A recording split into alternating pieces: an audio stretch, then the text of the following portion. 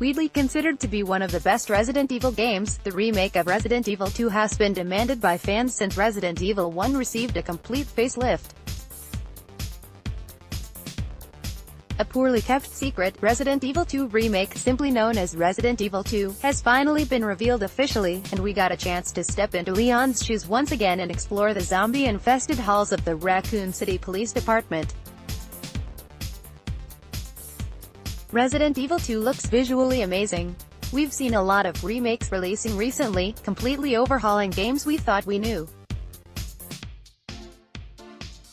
Resident Evil 2 takes things a step farther by overhauling the entire fixed camera gameplay, opting instead to give us a whole new angle on Raccoon City. Taking a cue from another Leon-centered game, the camera has moved to an over-the-shoulder view similar to Resident Evil 4, while using the graphics engine from Resident Evil 7. It's like a buffet of Resident Evil goodness all rolled into one package. As great as both Resident Evil 4 and 7 were, applying the best parts of each of them to Resident Evil 2 could be just the kind of Frankenstein to take the crown as the best one yet. My hands-on time began with Leon wandering into the Raccoon City Police Department as the outbreak begins. He's a rookie cop and his first day on the job isn't going so well. From the moment I picked up the controller, I was legitimately spooked.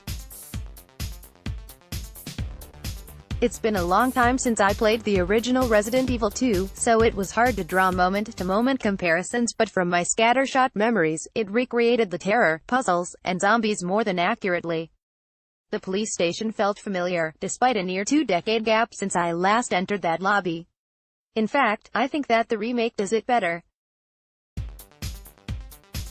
While a fixed camera angle can feel scripted, the over-the-shoulder view makes any terrifying moment feel possible. Even in a room full of people, I was nervous as I wandered around the darkened police station. It took some time before the undead policemen started coming after me, but the sounds were playing games with my mind well before that. The entire police station feels absolutely full of creatures that want nothing more than to take a bite out of me, and it is. There were very few places where I actually felt safe. Resident Evil 2 instills a sense of psychological horror even when there aren't any zombies on screen. Relentless terror. One of the biggest problems with horror games can be the balance of horror and scares once the monster can be seen. Typically, this is when these games tend to get less scary. The relentlessly shambling zombies of Resident Evil 2 never let up, however, bringing the scares whether they are groans from the next room or persistently attacking you after being shot 4 times. Resident Evil is a game of ammo conservation, so part of the fear comes from limited resources and inventory. I definitely felt that pressure as I made my way around the police station attempting to solve puzzles and escape. It's quite the gory game too. The shiny red blood and guts have a visceral and disgusting appearance to them, which makes zombie attacks, corpses, and even shooting the approaching dead things quite messy. It's a gore fidelity that simply wasn't possible in 1998, so it's kind of amazing to see as a part of this game now. As a remake, it isn't a complete one-to-one recreation. Capcom is changing and embellishing a number of elements to both increase the tension in the game with a new camera, breakable weapons, windows that can be boarded up, etc., and make the game more enjoyable for modern players who may not have played the original.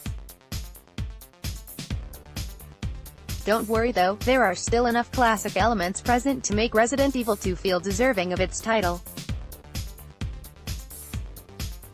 Who knew that a remake of a 20-year-old horror game could end up being one of the best experiences I played at E3 2018? Horror games in general will have a hard time standing up to just how terrifyingly good this game is.